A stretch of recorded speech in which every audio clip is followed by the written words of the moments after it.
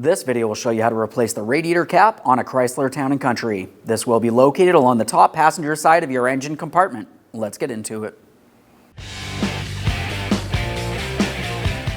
Okay friend, let's get started on our job. Now the first thing we have to mention, if your vehicle has been running and it's hot, the cooling system could be under pressure. You never want to open this if the cooling system is hot.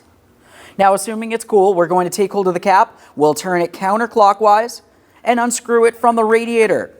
There could be coolant in this area. There it is, friend. Prior to installation of any brand new part, let's make sure we clean and inspect our mounting area.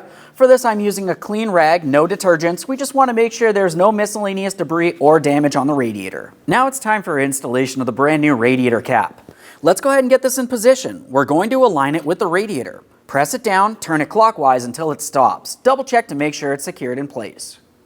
Okay friend, we finished our installation. Now the next thing you want to do is start the vehicle. Let it run, make sure you have no leaks from this area. Aside from that, thanks for watching.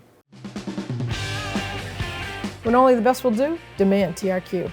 The only company that lets you view before you do. TRQ is committed to offering the highest quality aftermarket auto parts that are engineered for peace of mind. Thanks for using and viewing with TRQ.